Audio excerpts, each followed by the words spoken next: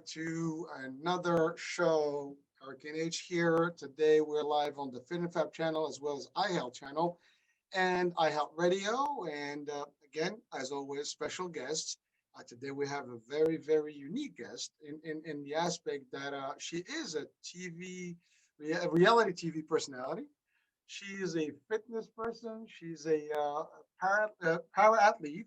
Um, I mean, she's a lot model, actor. I mean, there's a lot of stuff that we could say about her, but I will leave as usual the introductions for her to tell us about her life and who she is. It is Tiphany Adams, all the way from I believe California, Yes. and so she will talk to us about the power of resilience and determination in life, and that is something that in the fitness world in general we always strive for, right? And a lot of people sometimes always find any excuse why things do not work their way. Well, today maybe we'll have a different vision and a view about it once we hear the story from Tiphany. So Tiphany, first of all, thank you for joining the show and being with us. And give us a little bit about yourself. Tell us your story.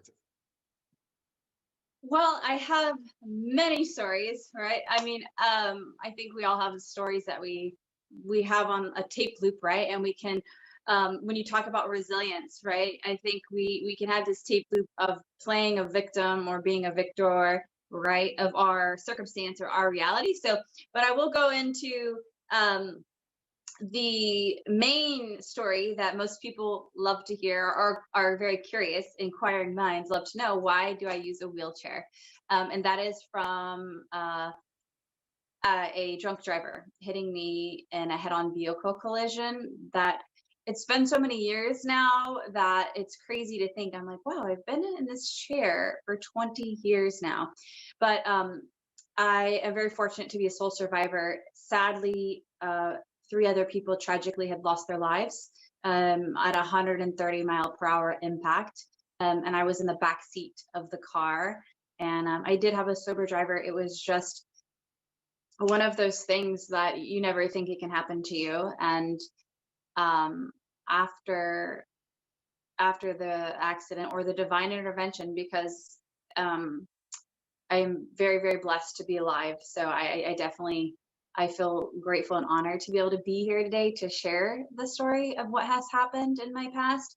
But, it's after being in a coma for 3 weeks and waking up, you have a newfound love for life, and miracles, they Right. happen, and I thank God for that every day, because I feel that if I hadn't had my faith, I don't know if I would be where I am today. So, and family support, obviously. Well, yeah, I mean, so 20 years ago, you were Yeah. very young, and unfortunately, to your point, we all think that we're always safe because we drive safe, we're sober, we do the right thing. It's never about us, right? It's about whoever else is on the road that Yep. can come on from nowhere, and that's it. And to your point, sadly, three people tragically lost their life, and again, you were not just 100% safe out of it. I mean, you came out of it, through a whole different ordeal eventually over time. And I mean, first of all, thank God. I mean, you're here, and that's a blessing. And to your point, Mhm. I'm sure you have a different view of life and a different feel for it. And that's what makes you today. And that's what makes your story a very inspiring one. And I think for everyone watching or listening today, this is a real, moment where we all have to first appreciate life for it is, and then also potentially appreciate, all the things that we can do, and certainly never lose faith on period and out. That's really what I think, a very hard, core of today's, show. So Tiphany, now you said 3 weeks in a coma and Mm. you were out, and of course you had to go through a lot of rehab and I mean, first, I'm sure the trauma itself was difficult to realize what happened. Can you tell us a little bit about that part, if it's possible? Yes. Well, the interesting part about it is I didn't know you don't I didn't really know I was in a coma. It was very weird. It was like I was stuck between worlds, if that makes sense. It was like I was in a dream state and I wanted to wake up from that dream state, but I couldn't. And so there was different incidents that would happen while I was in that dream state. And uh, I had two helicopter rides while this, from the wreck at the scene of the accident. They had to cut me out of the car, the jaws of life. And then that's when I was metaflighted. And then another time to another hospital to do the emergency surgery on my spine because I sustained a spinal cord injury. But in the dream state, the coma, I'm waiting for a helicopter ride to go watch an NSYNC concert, when I woke up and I realized. But it's my cousin, while she was talking to me, she's telling me she's taking my cousin to go to NSYNC. So it's very interesting how you're still coherent. But I didn't know this until after I woke up and I started sharing the stories to my father. He was like, whoa, you know, thinking that maybe I wasn't hearing them or fully understand, but I was. Everything that they were telling me, I was happening in the dream state that I was in. All the things, the events that they were talking to me about actually were happening in my dream reality of the coma. It's so very strange. So when I woke up, I didn't necessarily know I was paralyzed. They don't tell you right away, like, hey kid, you're shit out of luck, you can't walk. They don't do that. Like, They gotta my ease it in. yeah. My father brought a wheelchair to the side of the bed and I'm like, why is that there, and he's like, you're just kind of sick right now. I'm going to show you where you've been living for the past few months. And I'm like, whoa, a month? Like what? Like, you know what I mean? The time, it evades everything. You don't, you have no concept of time. And so, yeah, then I didn't understand why my legs were numb and tingly because they literally feel like, um, when your leg falls asleep and Yep. it's that tingly little tingle, tingle, tingle, tingle. Oh, that's what they feel like. And I was like, why can't I get this feeling of tingling to go away? Like, and that's when my father brought me to the third story and explained to me kind of like, look, God has blessed us with a miracle and that's your life. Let's be grateful for this. And then I already had a feeling what he was about to tell me before. I didn't even know what paralysis or, none of the things meant. I was a senior in high school, so he told me I was paralyzed. So, but I knew that from that moment, the day, I had a very, very, very divine purpose and calling, and I didn't know how I would fulfill that. It was a lot of pressure. I'm like, why did I live? I don't understand. For a few years, I didn't realize what survivor guilt was, but I did have that. And because I was not certain why I was the one that lived and everyone else lost their lives. And so I felt, and I replay a couple incidences like, oh my gosh, only if I would have done, oh, only if, and then I'm like, no, I can't do those. Just focus. And what helped me a lot was the serenity prayer. That really helped me a lot every day because it was, the serenity prayer, I'm sure. Yes. Right. So that helped me a lot. And then Joni Eareckson Tada, she's a quadriplegic, a very, very beautiful artist. And that was the first person that like inspired me that I found that was in a wheelchair. Her artwork and stuff. And then, yeah, you do have a new profound love for life when you realize how precious it really is, But listen, no one can potentially even comprehend, what you've gone through.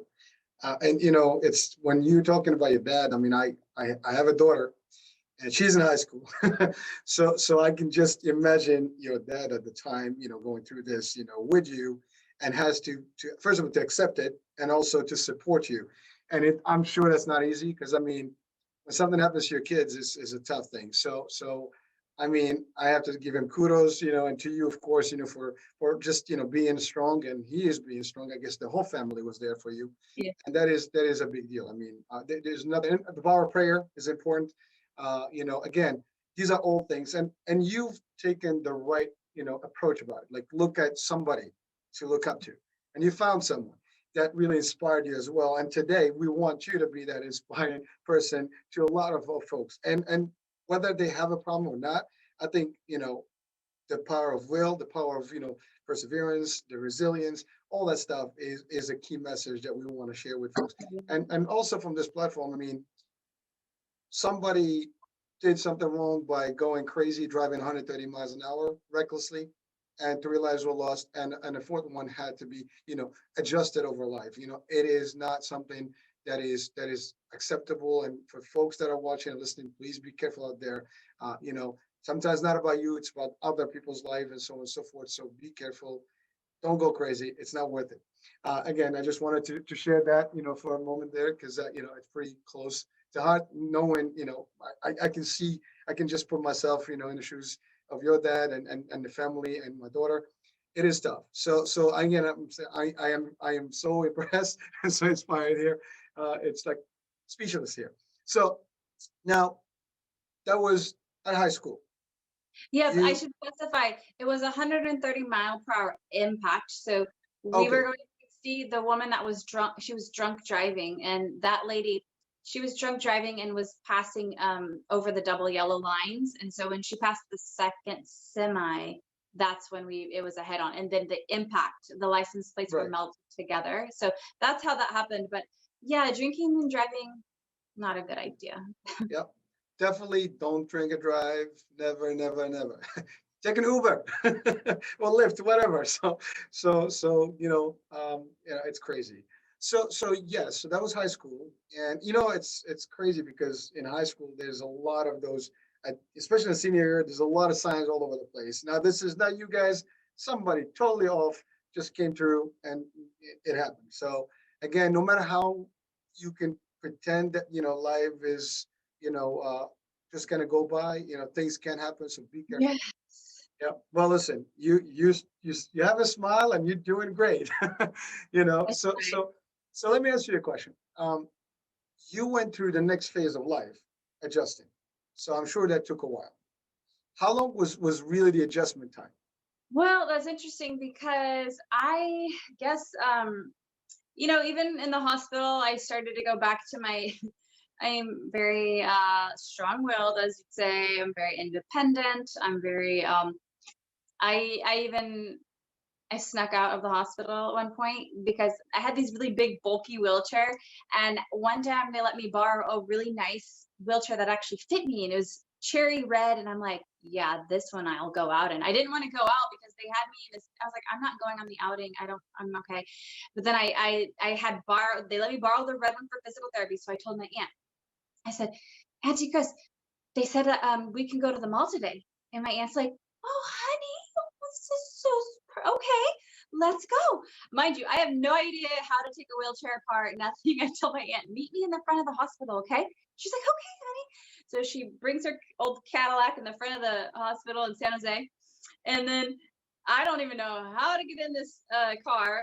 I was still using a sliding board because I didn't know how to transfer. Mind you, I had to learn everything all over again. I didn't even know how to dress myself without falling over because, it's very hard once you lose your balance and your leg, your equilibrium, right? Anyways, this guy who's been living in the hospital rolls up. He has this crazy hair. He looks like Albert Einstein. He has a cigarette in his mouth. And he's like, do you need some help with that? I'm like, yes, please, because I'm freaking out looking at the hospital staff, knowing I'm not supposed to be out of the hospital. But my aunt, she has no idea. I'm just excited to go shopping to the mall in a wheelchair, like it's nice and pretty. Anyways, he takes it apart in like 5 seconds. I'm like, I was impressed. We went to the mall. We get back. We have food, and I guess the whole hospital was calling me on this intercom and stuff. My dad and my grandpa are at the front, standing at the hospital, all very like at the entry of the hospital. And I roll in, and my auntie Chris has no idea that I was still not supposed to sneak out. And my grandpa goes, Dan, aren't you going to say something to her for sneaking out of this? My dad's like, nah. The little bitch is back.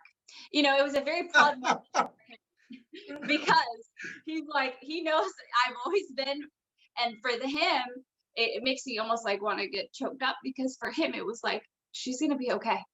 She's going to be okay. That was his like pivotal moment for him to be reassured. She's going to handle this. Okay. And hey, it's been tumultuous. Yeah. It's been very interesting. There's been many incidences throughout, but I just really focus. And my family is pretty funny. I have a very, very big family. And yeah, humor is always kind of the coping mechanism for all of us. So your circles, other than the family, how did they take that? How did you manage that? I mean, was there anything changing? Did they change their behavior towards you, or positive or negative, for that matter? No, I feel like it was very accepting in high school. I always begged my dad to be on home study. He never would let me. No. I just was like, please. I had some a very interesting dynamic growing up. My mother struggled with addiction.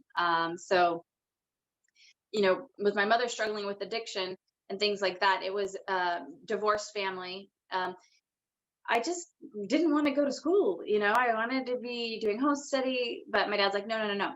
But needless to say, after the accident, my dad's like, you don't have to go back to school. If you want, you can stay home study. And I'm like, you know what?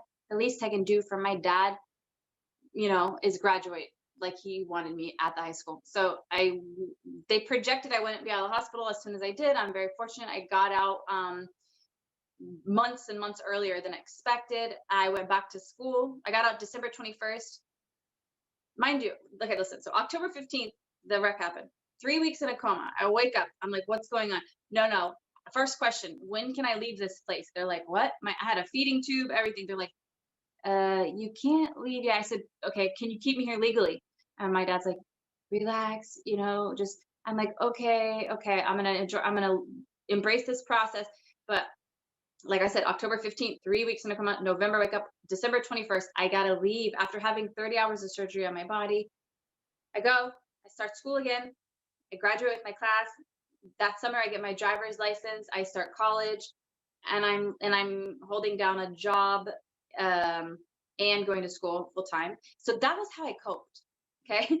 When I went back to school, everybody was super like embraced me fully. I ended up getting nominated for prom queen. I'm like, is this for charity, guys? Like, no. I was like, but it was really awesome. Everyone was very loving, and I started realizing, I have the potential, right, to make a difference. But again, it was a lot of pressure. I'm like, I'm still just in high school. Now I'm in college. Like, it was a lot. But I didn't deal with the reality, to be very transparent. I didn't deal with it fully until I think it wasn't more. I was always happy to be alive, grateful, but I didn't really, really, really fully deal with it completely until I moved to LA. And it was in my face. Everyone's asking me constantly. And then I pitched a TV show with friends, and then they got picked up, and then I was constantly having to repeat the story over and over and over again. When you know what I mean, I started having massive panic attacks, and then that's a whole nother thing that I had to figure out how to handle trauma and releasing it from the body, because that happens, right? We hold on to it, like I said, a story, and we continuously tell that story, and It gets to you eventually. yeah, you know what I mean? You can only say it with a laugh and a joke for so long until it finally hits you and you're like, yeah, that was real. Yeah. Wow. So that brings us to that same topic. Now I know you've been on the Sundance, Push Girls, and I Yep. think that's a reality TV show, right? Hmm. And was that the one you were referring to, or there was some other? Yeah. So that Yes, was that. it. Mhm. And then also I think you appeared in Dr. Phil and and Good Morning America. So was that where you were saying the same story, or there was just different Yeah. opportunities? Um, yeah, I feel like it was a constant, like, yeah, we would have to bring it up a lot, and it was more in my face, kind of like, yeah, it's time to deal with this. And I still wasn't necessarily dealing with it. And then it started coming out with panic attacks. Like it's like people don't understand, like trauma has to be released somehow, whether it's through movement, sweat, but it gets stuck in the body if you don't release it. You know what I mean? And there's different ways to do that. And I wasn't really aware. I didn't know yet. I was still learning on the spiritual side of things, more or less, like acupuncture, Reiki, massage, all of these different components. And yeah, I ended up having to start because I was praying, praying, praying, but it wasn't working. And I was always saying, Second Timothy, first 1:17, you are that of a sound mind. I was always saying it, but it wasn't necessarily fully working. It helped, but not until I sought out other healing modalities, which was, um, it's kind of like a hypnotherapy, but it was, I didn't get necessarily hypnotized. It was like a talk therapy, but it helped purge. And I went into, like, it was called a healing crisis. I cried for 2 weeks straight, and I couldn't stop. It was very surreal. So I want to go to hypnotherapy school for that purpose, because I realized it healed. It healed me.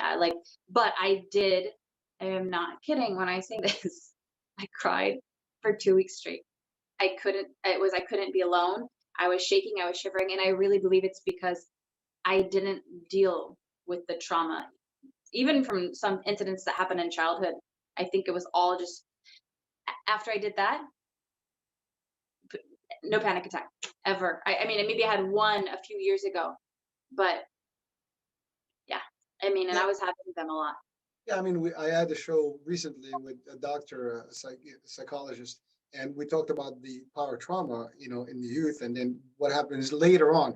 It manifests, and you're right. I mean, it has to come out. I mean, you have to deal with it eventually, and different ways people cope. And again, you found a better way out of it ultimately, and that took you to the world of fitness.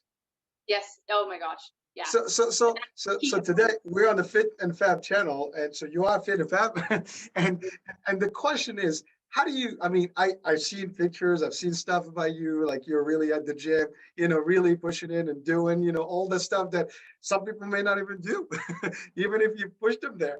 So that's strong will. That is something that is not for everyone, and Yeah. going through everything you had to go through, and you're really making it happen. You're killing it. So how did you transit to that? What pushed you to go there? Well, so my aunt, we had a lot of gyms out here, and so it was the first opportunity that I had to actually, mind you, this is 20 years ago. So there's been evolution within reason, okay, with people living with disabilities and getting equal employment opportunities. The American Disability Act wasn't passed until like 1991. It's really, very, really, really key for people to understand equal rights for those living with a disability. Like that shouldn't even be a thing, but I All mean, right. to have opportunities in the employment and workforce, and a different array, right, of things in society because you have a disability, but or a physical challenge, right? There used to be, by the way, this is gonna blow your mind, and there used to be a law called the ugly law. Yes, yes. I'm sorry. I've never heard of that. Yeah, there is a law, and it is called the ugly law, and you could not be in public if you were, say, physically or aesthetically um, not pleasing, in the sense of where it made other people feel uncomfortable. Say, if you had a very extensive disability or something like that, there was an actual law. I was just blown away by that. So, needless to say, we've made some progress with the American Disability Act, but we are still paving the way, because even in film and television today, even today, 2021, the roles of characters being, you know, the way they are presented or whatnot, the role, they're not necessarily having that condition. They may not even be blind or deaf or in a wheelchair or an amputee or all of these factors. And so we're 5%. I think it's about 5% of people are actually getting to play these roles. So I think, we're trying to get equal rights more or less, and I feel like it is coming along. So with that being said, about how you're saying about how I fell into the fitness, my aunts, two of them, and a cousin, bought some gyms, and then so I started working at a gym when I was I want to say 19. So about from 19 to 24, I circulated between all of the different gyms. When they'd open a new one, I'd go in and I would work with the new employees, with all of the Northern California region. And so then I fell in love with fitness. And then when I moved to Los Angeles, it was pushed onto a whole nother level, and it really is important. I think So everyone, needs to you, be active. you did compete, right? I mean, No, I didn't. you But didn't. I All was, right. there was opportunities, but at the time, which I had met and I spoke with Jim Mannion, the head of bodybuilding, and because I was like, oh, I would love there to be a pro card for women in wheelchairs because there was one for men. And then at that point, I was like, I was doing well on, pretty decent toe to toe with the people in the wheelchair bodybuilding world, and they weren't offering pro cards for women in wheelchairs. So I thought, like, I did travel. I'm very fortunate. I love fitness. I love health. I traveled to the Arnold's, Barcelona, Germany, and all of the circuit, the shows and things like that. I love it. I do. I love fitness. So very But fortunate. Very, very blessed. are you still active in the fitness world? Yes, I But it's am. not the same level. It's changed a bit because right now where I'm at, the gyms are still closed. I'm Oh like, yeah. I mean, oh my God. before COVID. So I have a gym in my living room. I have a gym in my living room, but it's definitely not the same as much with working out with your compadres, you know what I mean? Like your friends, and you have everybody around. Um, so that's why I'm constantly more outdoors and doing nature stuff. And but yes, I do still work in the fitness field when the opportunities present themselves. We aren't doing expos now. That was my love, and what I would do is I would travel different fitness expos, represent different brands, whatever company that I had the contract with. Um, yeah, so it's crazy though right now for all Now, of us. now you do have, well, yeah, I mean, fitness again. We're talking from the Fit and Fab channel, and we do have a fitness model. We do virtual now. It's not the same as physically being out there, and really, really to your point, there's machines, there's all kind of stuff, and it's more people engaged now. It's like you can't even go in there. I mean, you're in California, one of the most hit states. We're in the Jersey and New York area, same thing. We're very, very everything's still closed for the most part, and or very limited access, and it's not the same. The world has changed, but nevertheless, the idea is we still can do it, and you are doing it. And that's Yes. really the bottom line. You can't stop because of whatever their circumstance. Outdoors out there, you guys are lucky the weather is not as bad as on the East Coast. So It's you can 66 today. I'm like, it's a little cold. LA's nice in the 70s, but it's about 66 today. So it's about 30 something here. So yeah, it's bad. It's cold. You can't go out. I mean, you could, but you'd have to really wrap up nicely.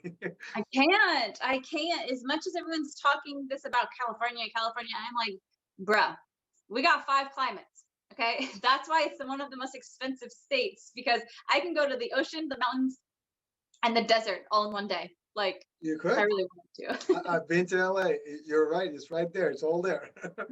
You're an hour away from everything there. Well, less actually. Yeah, I So live in Northern California now. So, I'm not that far from Tahoe, from Carmel, San Francisco, Sacramento, you're it's up the all, hills. You're up there. It gets I'm in, cold I'm there. in the middle, the very, very middle. Basically, it's called the Central Valley of California. All right. Well, it's still well 66. I'll take. And you do. Yeah, it's nice. It's not too hot. I couldn't believe it when I moved back. I think it was 3 years ago. I was like, oh my God, because I was down south for 10 years and you get so acclimated to your environment. You know what I mean? It was a long time. Yeah. And then I'm like, whoa, how did I live in this cold? Oh my God, but it's not that cold. It's just much colder from there. So, Yeah, well, you got used to the new heat, and now you went down, into like 10 degrees, 15 degrees less yeah.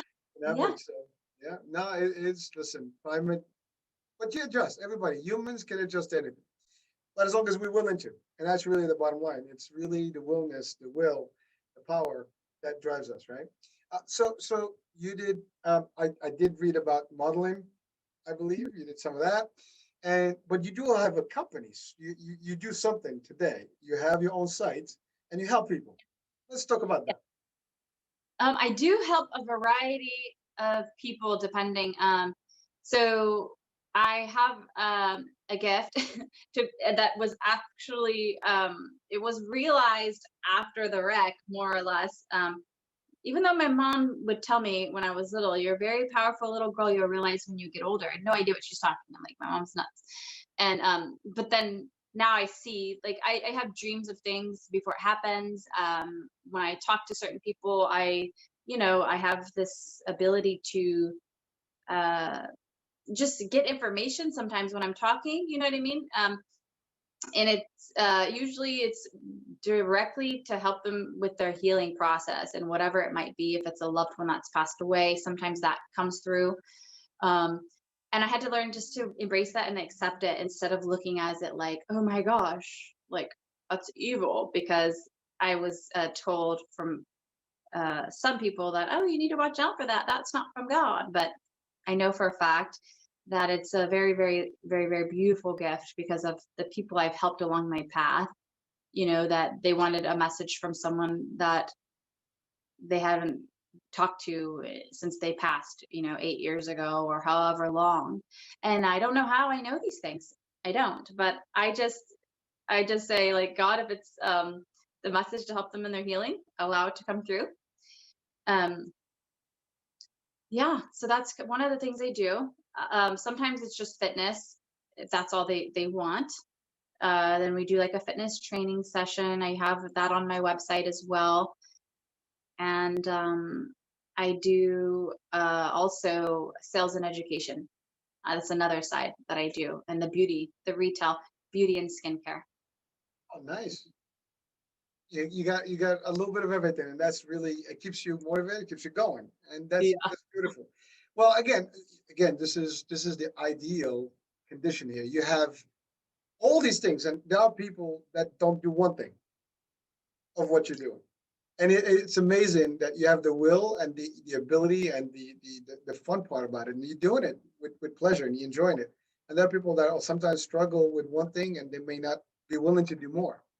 I think a good message today is that you can do it. Bottom line, no matter what, if you have, there's a will, there's a way, right? I think Yeah, I that's love really that a one. powerful message here.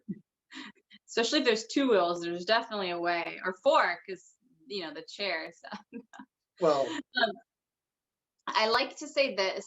Really, I feel like this helps a lot of people too. Sometimes when I'm working with a client, is focus on three things, and the three things I feel really important is such as, like, um, having some. Are you there? I I mean, don't know. It kind of like blacked out or something. Can you still see me? I see you. Okay, well, that's fine. That's all we need. So right now, I want to keep going. So three things to keep yourself, really something to look up to. Okay, something to look forward to, and then the other thing is something to chase. So those three components, those three things, really help put things into perspective. Something to look up to, something to look forward to, the excitement, something to chase. Okay, that thing that keeps you, that motivation, that momentum going, because it's all about keeping that momentum. People are like, oh, I'm so sad, I'm so this. Number one tip, besides those other three, is get moving. Get moving. Get outside of your head. Get moving. Get outside.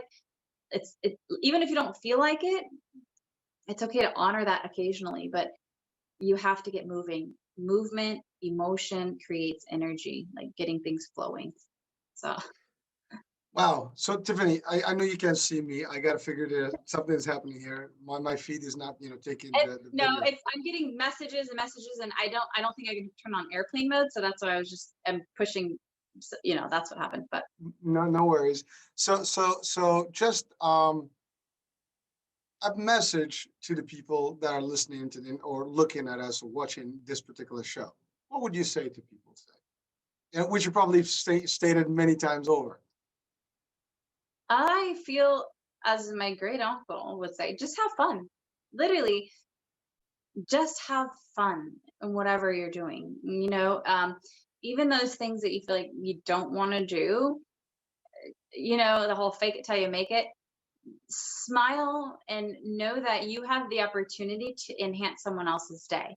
Even when you're not feeling like it, you're inspiring someone. They might be looking up to you in certain aspects or certain instances. And then another thing that I really love to do, and I recommend it, is small acts of kindness. Okay. But to some people, it could be a very big act. For example, I went through Starbucks. I got a free water yesterday. Free water. I just got a water, but I'm like, you know what? They could charge you or say something, and I just gave the lady $5 tip. She's like, oh my god, what? Doing leaving the money for the person behind you, paying for the person in front of you. You know what I'm saying? Like those little things, I feel like add up, and it keeps that good energy going. You know. Well, listen, that that is pretty powerful stuff. I I think that we've delivered a message today, to a lot of folks. What I would like to say is, first of all, follow Tiffany, on Instagram, Facebook, and again, check out her site. The description of her company and her work is actually in the video description. And so please, feel free to look at that and touch base with her. Again, we I really enjoyed every moment of this discussion, and I'm sure a lot of people today will probably, just like, wow. And maybe they can take something out of, today's, show and maybe implement in their lives. And so again, that's my message to the audiences here. So Tiffany, thank you for being with us on the show. Thank you for Thank accepting you. the invitation. And for those of you who are watching or listening in, thank you for catching up this, the show, talk show here today. And of course, listening in on the radio. And we will be talking soon. Thank you. Bye Thank you bye. so much. Take care.